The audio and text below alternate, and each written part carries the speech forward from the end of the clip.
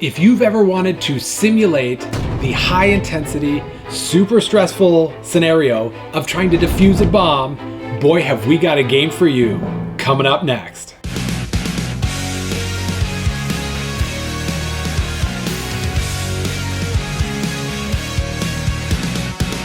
Hey everyone, welcome back to another episode of Talking Cardboard. As always, if you like these videos, we want you to hit that subscribe button, like this video in particular, leave some comments, because we're starting kind of an official new series. This is a bunch of review copies that we just procured from Pegasus Spiele, and we're going to go through systematically all of these games in our new collection and tell you all about them.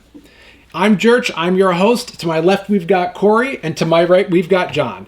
Now, Corey, how did we get a hold of these games? So we were at Con of the North, which is a local convention here in the Minneapolis, Minnesota area, and we met up with one of the marketing people from Pegasus Spiele, who, very hard to say for us Minnesotans here, but we got a bunch of review copies from them to bring to the table and review, and it's just been a wide breadth of different games that we've been excited to get to the table, and that's what we've done here with Bomb Busters. And I couldn't think of a better game for us to start these reviews with than Bomb Busters. So John, in Bomb Busters, we're busting some bombs. How do we do it? Yeah, this game is really unique. It is a combination of a cooperative, hidden information, deduction style game where each player gets a Scrabble-like base, and then you're distributing 48 or more wires to each player. The main category of wire is the blue wires, which contains 4 of each number from 1 to 12. During the course of the game, you are trying to pair your wires with the other players by pointing at one wire on their tableau and saying, "This is number 2." And if they have what you guess, you cut the wire on your board and theirs. You keep doing this until you've cut all the wires. Now, the rounds get more complicated as you add, say, yellow or red wires, because these are wires that need to either not be cut until the very end, hence the red wire, or the yellow wires are obviously harder to kind of pinpoint as they're building off like 10.1 or 9.1, and it's really variable where they can be sitting on people's boards. Other elements of this game include equipment that can help you deduce different things, or like just make your guesses a little simpler, like guessing 2 numbers on a wire than 1. That's really at the core of what Bomb Busters is, and I think I should mention, it's right on the front of the box, but there are 66 different missions in this game. It's about 15 missions or so for each box, and it's kind of like a legacy game where once you've beat that final mission in your current set of cards, mission cards, you open the next box, and it's adding tons more stuff and takes on the game. So really, really cool. Yeah, and it's not like a legacy in that it's a one-time playthrough, that all of these, each one is a scenario that's on a card. You set it up, you're able to play so people can come and go. It's 2 to 5 players. Yep. So it can fit a wide array. I would say each round takes maybe 20 minutes or so, without giving any spoilers, that there's variability to all of these, and the replayability is so high in this. And it's been such a blast to explore this game, to start to think of what rules would we want to see in the next scenario, and then boom. There it is. There it is. Like, whoa, they thought of this. Yeah, without giving anything away. And like John said, 66 different scenarios, that there's so many different ways that you can be playing this game. It is incredibly fun. Corey, before I take all the highlights, what are some of the high points of this game? I did want to mention first that, yes, we have been getting some review copies from Pegasus, and a lot of their games are all across the board now. They aren't just like heavy strategy Euro games, which I used to really know Pegasus to be more of that heavy style of game. This is more of a party game, kind of a lighter party game that you can bring all ages or family to the table with. So that was kind of a neat twist. And like we said, with the 66 different missions, you can jump into, mission 32 or jump back to mission 4. You can really jump around and just kind of increase the difficulty or decrease the difficulty depending on the type of game you want to play for that night. But I really like the simplistic rule set, and for those of you familiar with the classic game Hanabi, that game was you had a hand of cards, but the cards were turned backwards, so everybody knew what your cards were, but you didn't know what the other player's cards were, and you try to play them in order. This is kind of like that, but opposite. You know what your wires are, but none of the rest of the wires. So it does have that Hanabi-like feel to it, but definitely with a twist with all those different missions. So my first pro with this game is that just wide span of missions that you can play with family or ratchet up in the difficulty if you want to play with more gamers. So really like that about it. Yeah, and going off of that is each one of these scenarios had different variability on difficulty, and it wasn't like a linear progression that, scenario 36 is going to be more difficult than scenario 4. It just was throwing different things into it. I assume that the first dozen or so are more introductory, or maybe the first, half a dozen. 18, I believe. Okay. Yep. So they're more introductory, but you're still having an incredible time. And each time they tweak the rules just a little bit, and it's a new experience where we lost a few hours of our first time playing through this because we're like, okay, let's do another one. And it takes 15 or 20 minutes. Okay, we did great on that one. Let's do another one. And just the replayability is just through the roof. John, what are some of the things you enjoyed about this game? I just like the intensity of it. I think there's a lot of just strategy in general, even though it's a party game, but you're trying to make moves on your turn that are going to benefit everyone as much as possible. Sometimes you do take the easy out just so you're not the one blamed for notching the bomb down one more decibel towards explosion. But just the strategy can be so in-depth, and some of the missions actually force your strategy a certain direction. And it's like, oh man, this became a lot harder for what I thought was going to be no reason. But it's very interesting how they manipulated the rules, added variables to each mission that you do as you open the boxes and go up past mission 18. Just a lot of things I didn't expect, and we can already tell there's some really interesting things coming up. And in the grand scheme of things, we haven't gone past mission 16. And we're already in the dark, and we need to play more and figure out what's coming up. And so I think that's really, really cool. Yeah, and there's so many subtleties in this game that you didn't think would be a big factor with trying not to spoil anything. But even when it's a scenario of perfect information on what wires you have with the blue wires, that you don't necessarily always know all of the information at the table. And each person has different bits of information, and you're trying to communicate it through your actions, because you can't just say, I've got numbers 2, 3, 4, 4, 5, 6, 8. You can't do it that way, so you have to, with your actions and your choices, try to help build a collective knowledge for people that you can't quarterback your way through this. You can't sit back and just assume that somebody else is going to tell you what to do.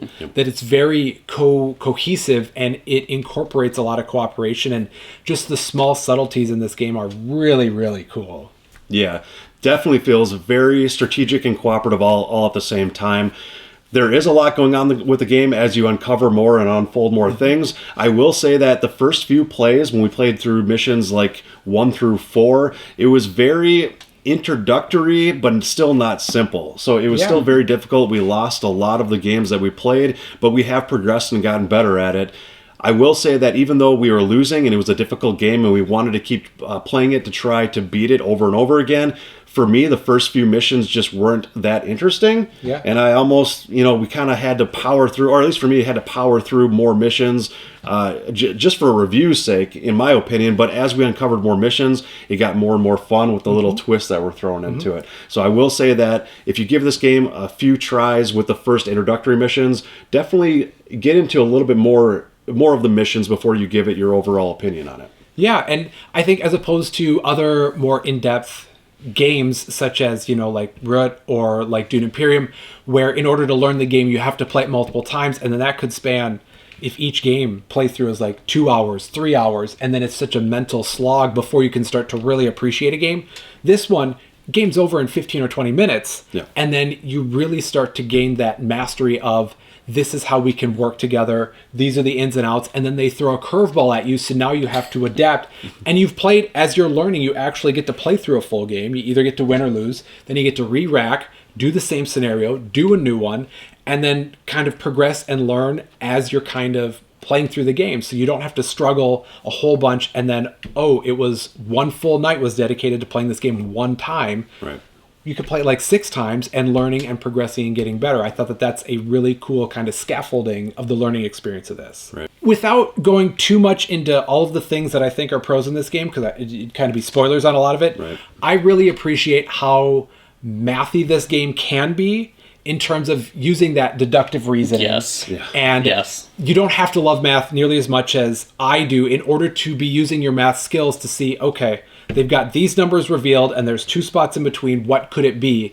But you can take it deeper levels in terms of what decisions people were making, what players they were steering away from. There's so much depth that you can really lose yourself in the decisions, and still you're all working together so other people can kind of help you through it.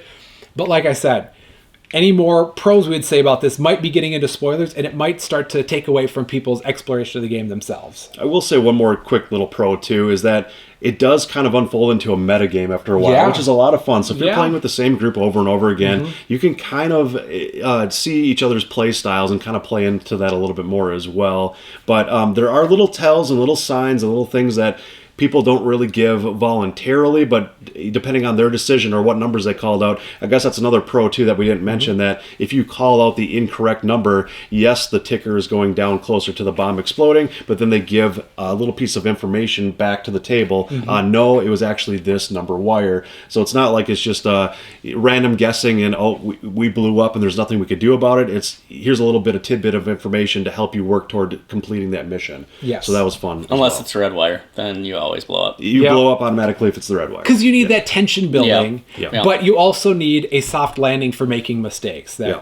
I think that they do a great job of balancing that and then ratcheting up the tension as the game progresses, which can go really quickly, and as the rounds progress too. So without kind of going too much deeper into that, Corey, is there any cons to Bomb Busters? Yeah, like we said, this game plays 2 to 5 players. I would say my slight con for this game is it doesn't play as solidly at 2 or 3 players. That would be my biggest con. At 2 players, you're each playing double-handed, essentially. At 3 players, 1 player has to play with 2 trays, and the other 2 players get to play with 1 tray. So really the full experience of the game is best played at 4 players or 5 players. So I guess that's one con for more of a party-esque style game. Yes, you're looking for more players. I would have liked to seen it go up to maybe 6, 7, or 8 players at that point, but it really plays best at 4 or 5. So, but if you do have a solid group of 4 or 5 players consistently, then this plays best at that player count. Yeah, I'd agree with that big time. Yeah, and we were able to have a lot of fun with 4 people. It didn't slow the game down at all. It's very quick. I assume at 5 people it's just going to be much more fun with that too, because now you have another person that's thrown in trying to math with it. But I can definitely see we haven't tried it, or at least I haven't been experiencing it at 2 or 3 players. So that could be a component of it. John, what do you think? Do you have any cons about this game? Only one slight thing. I think as we were adding rules variants throughout, there became a few rules that became a little ambiguous, like when can we use certain equipments, and how does that work with some of the rules variants. But I think we figured out how to interpret how that should be used, but there is some disconnect there, or we just missed it and it was on some of the cards that we maybe skipped by or didn't look at. But that would be like the only small con, but I think we managed through it regardless. So yeah, and we're trying to be fair as we're playing through this, so we're not just going to try to make it most advantageous to us, but I mean, at the end of the day, we're people that are trying to play something for fun. Yeah. So, yeah, there's not a whole lot at stake. We're trying to just work through the best experiences possible. I would say attention to detail on the front end in terms of setting up scenarios is very key. Yes. And there was a few times when we put the wrong component in or a component we just weren't paying attention to, and it didn't make the gameplay experience poor. Like, we were able to work around it, but just gave away extra information that was unintended. Yes. Yep. And when the game is all about deducing that information, it takes away from your experience a little bit, but I mean, that's user error at that point. So as long as you're paying attention to detail and what components you're putting in, how things have to be set up, then it's a very smooth experience for all that front. Yeah. But that would be my biggest con, is just if you don't set it up right, then it doesn't make the scenario work right. But that's probably the same with any game that you're playing. We would love to go into more detail about the things we're really enjoying about this game, about kind of some of the pitfalls or traps that we've been falling into. But because this is a modular kind of exploration experience, we don't want to spoil anything. So we're going to jump into our final reviews and ratings for this and just let that be indicative of what we would be suggesting people to do. So, John, what do you think? I'm not usually super high on party games, but this one I'm going to say with a level of deduction involved and just like how engaging it is to play with your group and like, I don't know, give each other a hard time when you get something wrong that you thought was super obvious, which I've done myself, or just, messing up. Yeah. Or cutting the red wire. I'm going to give this a 9. Yeah. I think it hits a lot of the criteria we typically look at. Easy to learn, easy to teach. Mm-hmm. It's a game I would definitely recommend to anyone looking for a solid family or party game. Mm-hmm. And it's just, like I said, it's fun and replayable. And, you could get this in, I don't even know how long it would take to get through 66 different missions, but few hours. You probably do it in one night. And one whole night you'd have to spend enough time, but geez, we played a ton and we got through to mission 16 or 17. Yeah. And we replayed a lot of the same missions too. Yeah. Yeah. So I would sit with a 9. Yeah, this game, it really surprised me. I too am not a huge fan of party games and cooperative games where there's always that temptation for one person to quarterback it or for people to check out and just assume other people are going to take over. But everybody needs to be engaged. Everybody needs to be doing their part to be making the right choices for themselves, but then also be giving their teammates opportunities to make easier decisions. So I really enjoyed that. It has so much replayability, which I really like in games. It's super engaging. And as you're going through each of these scenarios, it's telling a story. I felt like these were all kind of building up, even though it was modular and there's not connected one to the next. I really felt like our shared experience was growing through this.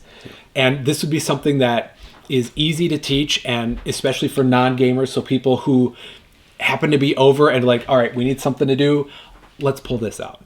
Yeah. And the theme is so gripping for non-gamers where you're defusing a bomb. I mean, who hasn't seen that action movie where you're defusing a bomb? Yeah. This game builds the tension really, really well. So I'm giving it a 9 also. Wow. I think that it's a fun game. It's one that I could bring home to family. It's one that I could bring to kind of a casual get-together. It's one that I could bring to a work function.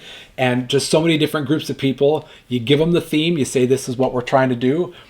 Let's play. And then the game will be off and running, and I could see that so many people would want to be playing from that. So I'm excited to play this again. I would love to be able to replay the scenarios until we get it right, or with a different group of people. Yeah. You get a different experience, and that is such a high standard of gaming experiences. Does it meet all these criteria? And for me, it does too. Awesome. Corey, what do you think? This game was such a surprise hit for me. I think a surprise hit for all of us, as you can see here.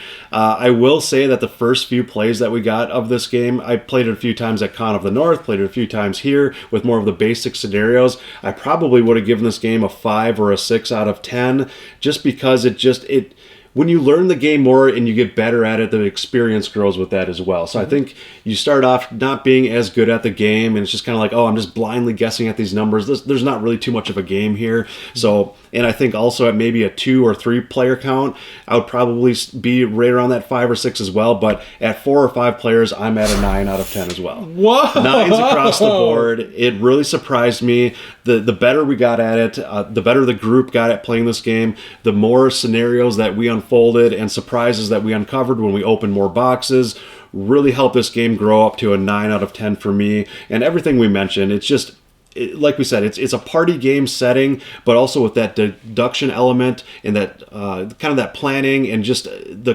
crunchiness that it provides for you strategizing in your brain and trying to help your opponents out. Really feels very cooperative. So with all those, if you're playing at a player count of 4 or 5, it's definitely a 9 out of 10 for me. That's fantastic. I don't know if we've had that kind of consensus in a long time on a board game like this. It's been a while. So from us here at Talking Cardboard, Bombs, you better watch out because you're about to be busted.